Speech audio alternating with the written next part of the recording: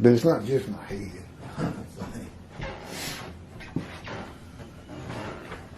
Part 3, chapter 24, that's entitled Jews for Judaism, Exaltation, in Isaiah 53 in the day of the Lord. It's a book dictated by God to me that I'm teaching from on these videos. Every chapter of this book, 50 chapters, you can find on video right now. And he has me repost them all the time.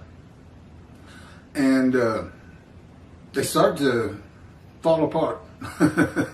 Not look too good. The voice doesn't match the lips and fading in and out, this and that. But these later ones, if you're watching this, it had kind of a purplish temple as the picture. And these are all brand new. Just the last 3 or 4 days. It takes forever to upload these to YouTube. So it's slow going. But in part 2, yeah, it's the book God dictated to me as he dictated the Torah to Moses and dictated all the books of the prophets to the individual prophets. Probably had some of them do the writings. The entire Hebrew Bible is God's. God, the God of Israel. I think he had a hand in some of the New Testament, but he never will say. He just laughs.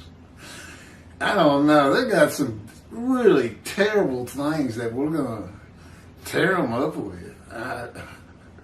Well, like the great lion to see of Zechariah by the lips of Jesus himself. Now, you had to put 3 books together to get it, and that appears to be a problem with a lot of rabbis. It takes 4 books to know that the day of the Lord is now. You got to know Isaiah, Jeremiah, Ezekiel, and Malachi.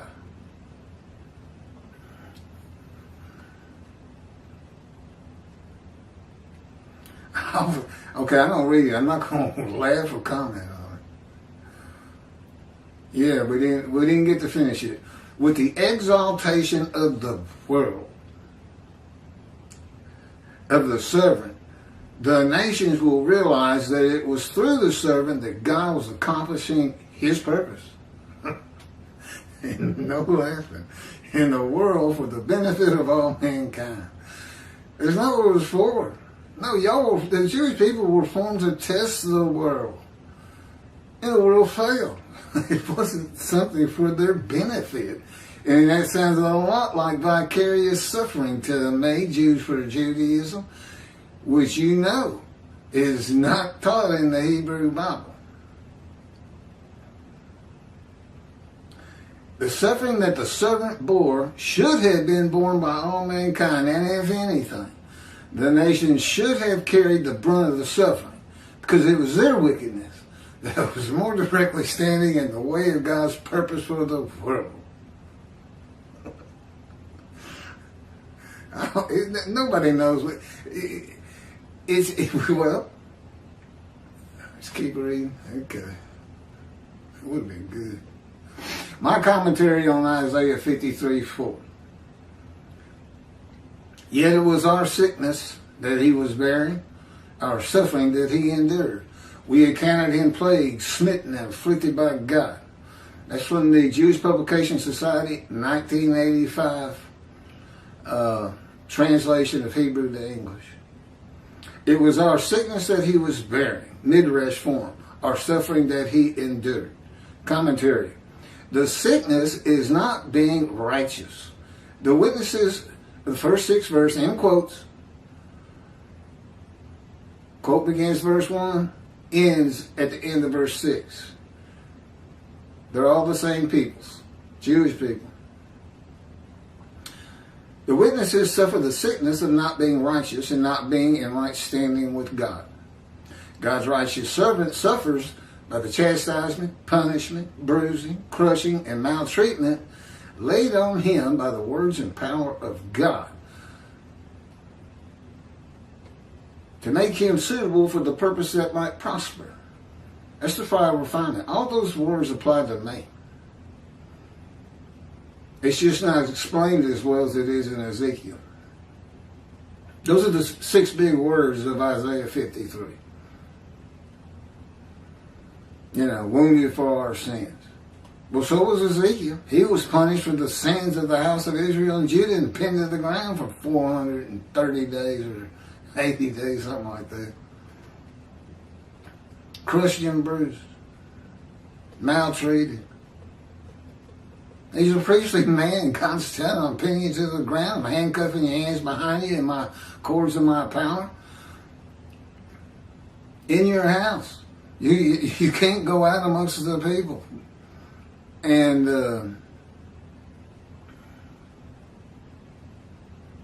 I forgot what I was. Okay, a purpose, this purpose that might prosper, that includes his righteous servant making the many righteous by his knowledge with long life and the building of the third temple. The righteous servant bearing up to the fire of refinement is bearing the illness and pain of unrighteousness of the Jewish people to be recognized as a prophet of God, that in and of itself will draw the Jewish people back to Judaism, recounsel the family members one to the other, and make the many righteous in this day of the Lord. That's not vicarious suffering. All the people, all the witnesses to be made righteous, they still have their pain. They still have their sufferings for not being righteous. Okay? But I'm going, it's like Ezekiel, it corresponds to what they're going through. His punishment corresponded to that of the exiles, which was being exiled and defeated.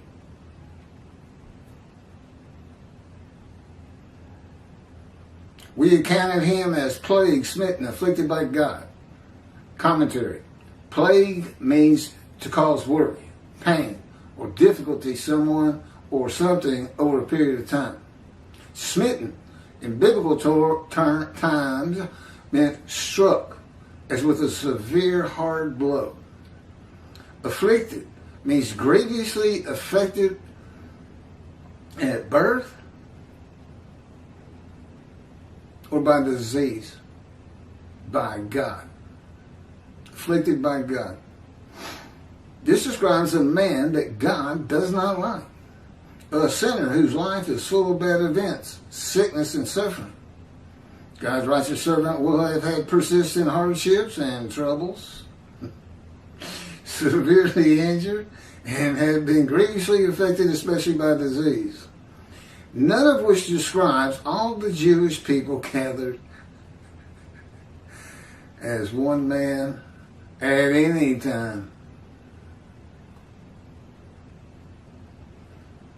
Well, he's 53 says is afflicted by God. That means every single Jewish person on the planet, for all times, I guess, whenever this is supposed to happen, afflicted at birth. Together with disease that exposes you to death, cancer. Is that true? Is that true? How come I don't see that addressed? And I get this wacko world exaltation by all of the nations doing spiritual assessments, knowing the Jews been right all along, and it's they that are the wicked. Good luck convincing the world of that.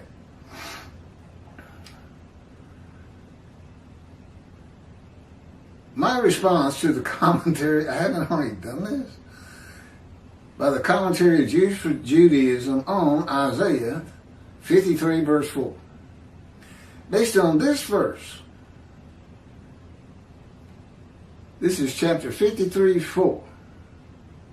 Oh, this is from them. It's in quotes. This is from Jews for Judaism. But in truth, it was our ills that he bore and our pains that he carried, but we had regarded him diseased, stricken by God and afflicted. Jews for Judaism says The kings now realized that their spiritual system of the servant was completely backward. During the time of the servant's lowliness, which isn't explained, I don't know what, it wasn't in Jerusalem. They were real happy to be out of exile, back home, building God's temple for him. Though they did not, they didn't know they had been forgiven of sin. That's what Zechariah 1 is about. Something Rashi couldn't figure out. Rashi, who said, we can't know the truth of this, chapter 1, until the teacher of righteousness comes. Meaning to explain it. And I have. It's on video. During the time of the servant's lowliness, those who knew him believed that his constant affliction proves that he is spiritually deformed. Otherwise, why would this nation be singled out by God's wrath over any other? Jews for Judaism says, and I got all these in quotes, but now, with the servant's exaltation, they realized that the servant was not more wicked than them, but more righteous. You know, God formed the Jewish people for the exact opposite reason. For that to happen. 613 laws from the Torah. Circumcision. Being easily identifiable and findable. You Jewish people didn't bear anything for the Gentiles. There's no vicarious suffering. And who are these kings? This is back to me. A king is the title given to a male monarch in a variety of contexts. A monarch is a sovereign head of state in a monarchy. Monarchy is a form of government in which a natural person, the monarch, is head of state until death or abdication. The witnesses are the many made righteous by God's righteous servant, not kings who are silenced. That's Isaiah 52, I think 14. They will be silenced. They're stunned, but that's not going to make them exalt you. Silence is not world exaltation of the Jewish people.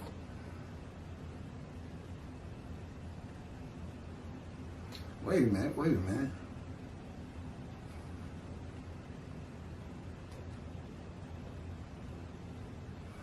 Jews for Judaism does not address the part of this verse that says, but we had regarded him diseased.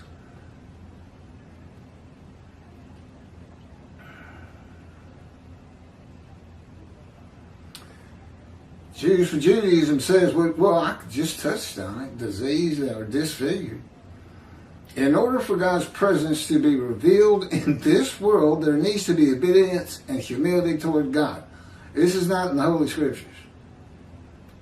God just says, y'all come back, I'll come back. See, your time is coming. Takes you to Malachi 3. Day of the Lord. Returning to my temple. It's not there. And he says if his messenger doesn't clear the way, there will be utter destruction to the land of Israel.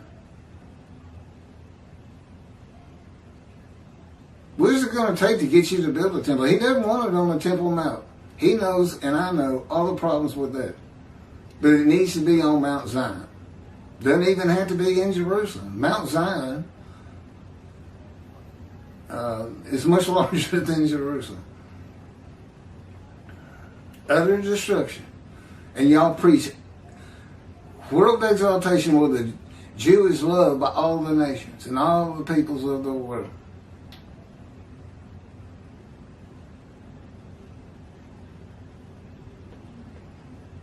Isn't that saying, oh, don't even say never again, never forget. The world's going to love us. Nothing's ever going to happen again. It's what you're teaching and hindering God in your teachings too. Okay, verse 5. I think we're going to do 5, 7, and 10. 4, 5, 7, and 10.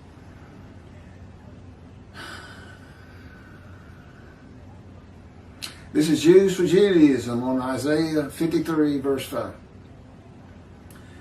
He was violated because of our sins and crushed because of our iniquities. The chastisement of our peace was upon him, and with his company we were healed.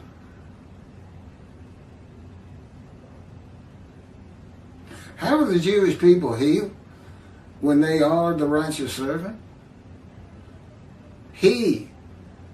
Y'all, the Jewish people, as one man, counted as one man, were violated because of the sins of the Jewish people. The chastisement of the Jewish people's peace was upon him, and with his company we were healed. No, our peace, the Jewish people. Yeah, that's not one man, is it? Yeah, Rashi ran into the same problem. You cannot fit Israel into 53. And it's going out in this book, Jews for Judaism, and you've got to teach it if you want to see the Jewish heaven. And everybody in your organization, they're a part of your false teachings if they work for you. I'm assuming they're Jewish, of course. Maybe not. No, Gentiles will be okay, I guess. They don't care if they don't go to the Jewish heaven. That's the big penalty.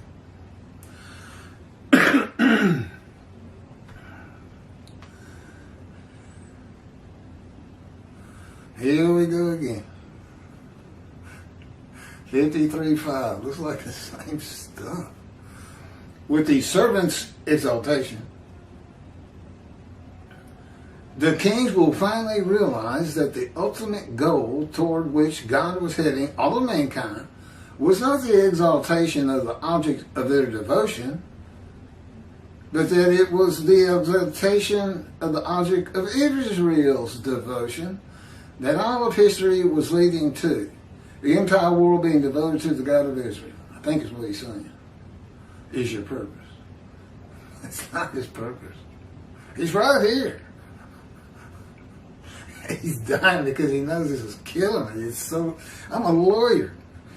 If I heard this argument on a stand by somebody, I would rip them to pieces. They'd be crying in front of the jury before I got done with them. Gee, my knees. The kings. And all these kings, every nation, that includes all China, and they will realize that their servants' activities were pleasing to God all along. They will recognize that any blessing that they merited was because of their association with the servant. Find me one place in the Hebrew Bible the Gentile receives any kind of a blessing. That's just made up. They don't. They're being told right now, if they want to see heaven, they're going to have to convert to Judaism because it's only for the Jews. Because of what you've been through. It's not about atoning Gentiles. You think he cares about Gentiles who say that he sacrificed his son so they could have sin forgiveness? And yet here I am with a covenant of sin forgiveness handwritten. That's how he does it. And he did it in Isaiah for the 13 tribes that returned. And gathered as one man. All as one man to build the second temple in Jerusalem. According to the book of Ezra. Which means God had him type that right there.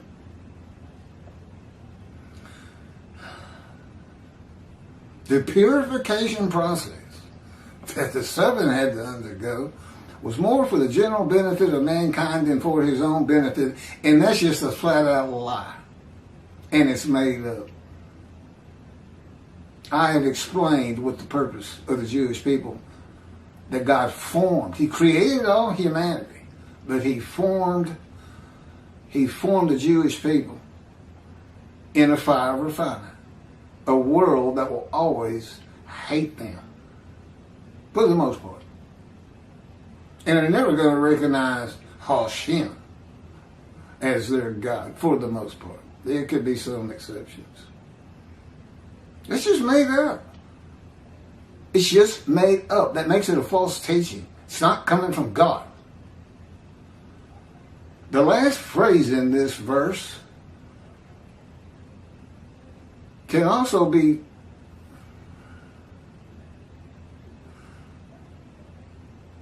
translated as, and with his wounds we were healed. The point remains the same. With the wounds of the Jewish people gathered as one man, the Jewish people were healed. Explain that to me. Again, Rashi had the same problem. Look, this thing is written so that Christianity, the cornerstones of Christianity, can be brought down. Because clearly the man is blemished.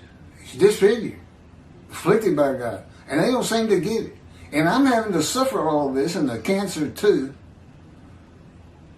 so that they get it. But for that to happen, the Jewish people have to lift me up and say, hey, Christians, you're his servant. His wrath's been passed to them.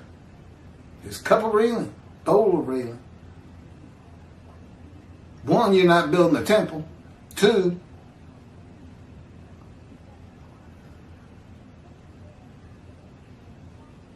you're being a hindrance. No, that's not what I was going to say. I don't know. He been fooling around my mind all day. Yesterday too.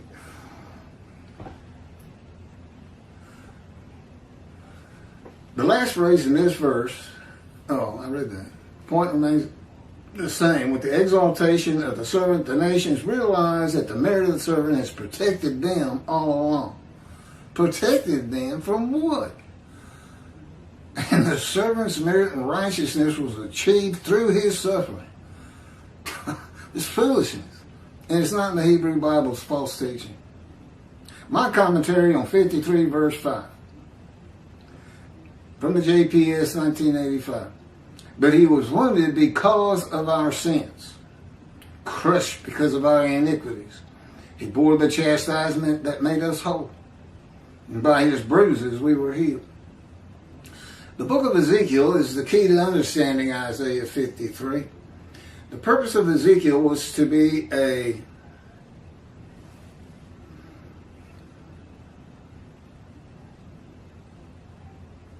prophet to the exiles of Assyria, Babylon, and to prepare him, God said, well, the southern kingdom, the northern kingdom was conquered and exiled by Assyria, and then Judah, southern kingdom in the lands of Benjamin, deported to Babylon. So I call them the Assyrian Babylon exiles. And to prepare him, when you could add Persia, because Persia defeated both Babylon, and Babylon defeated Assyria. And to prepare him, here's your definition.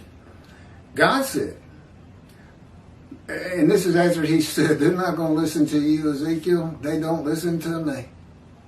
And it appears to be continued. They never listen to my prophets. And I speak through my prophets. I will make your face as hard as theirs, and your forehead as brazen as theirs. I will make your forehead like adamant, harder than flint. Do not fear them, and do not be dismayed by them. And God maltreats and punishes them for the punishment of the sins of the house of Israel and Judah. He doesn't use the word sins, he just says their punishment, but it's punishment for not following his laws. For 430 days, he is pinned to the ground. This is fire refinement, people. I don't know, think about it. If you were pinned to the ground for a year, do you think it'd change your personality a little? Might take a little fury out of your spirit? You try not to be bitter anymore? It sure would. Eating nothing but crushed and bruised. Some of the 6 words. Maltreatment would go in there. Punishment would go in there. All in the verses of Isaiah 53. Now here we got the definition. How's he going to take the fury out of the spirit and make him hard as adamant? So nothing bothers him. Don't be dismayed or fear my people. For 430 days. On one side, hands handcuffed behind him. And in the last 40 days, he can roll over to the other side. I can't go one night without rolling from one side to the other, much less 430 days. The Assyrian Babylon exiles were made whole and healed only if they listened to and heeded the teachings of Ezekiel of repentance and restitution. Same as heeding me if you want, to be made righteous. Believe in me. God's righteous servant is wounded, crushed, chastised by the world. This world has not exalted you. Yeah, that happened in the Holocaust. Wounded, crushed, and chastised by, that was by Germany, by the world, throughout his life, with persistent hardships and troubles, grievously affected especially by the disease, and severely injured at one time or another. All this is documented in other videos and in the book he dictated to me, the other book, My Life, the Life of God's Righteous Servant. And severely injured at one time or another. I've had many severe injuries. A man of many bruises and scars, stripes. These are the qualities that identify me as God's righteous servant who makes the many righteous. How many of you made righteous over there? Jews for Judaism? I just wonder what the many is, if you could tell me. You keep up with that?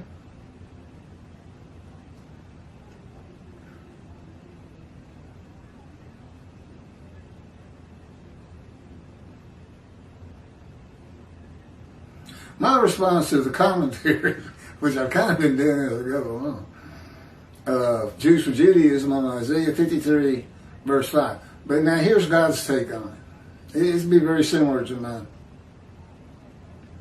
Based on this verse, 53 verse 5, he was violated because of our sins and crushed because of our iniquities. The chastisement of our peace was upon him, and with his company we were healed. That's not a good verse. I don't think the Hebrew says with his company. Jews for Judaism says, quote, they, the kings, will, that's in brackets, that's from me, will realize that much of what they considered godly was directly opposing God's plan. Close quote.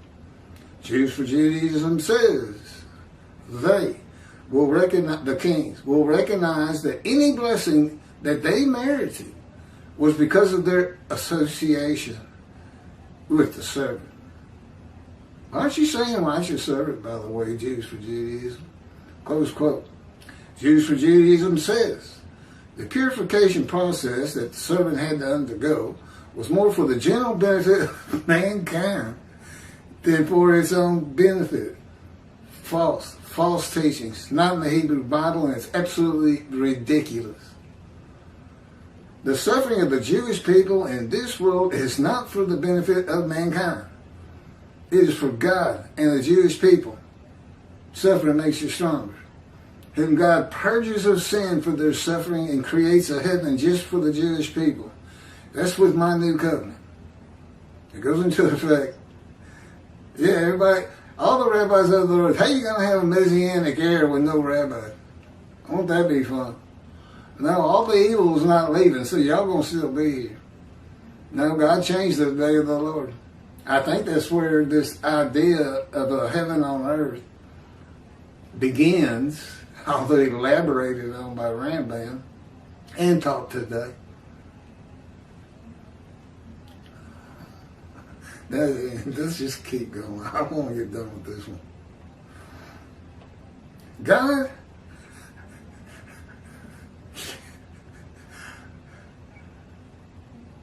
it is for God and the Jewish people. Oh, yeah, who he purges at Judgment Day, at the end of all things. Those in the scroll of remembrance are going to go to a special Jewish heaven. Yeah, apparently the day of the Lord Jewish heaven is better than the one for antiquity. He says he's already done it. I keep saying, well, there wasn't a judgment day.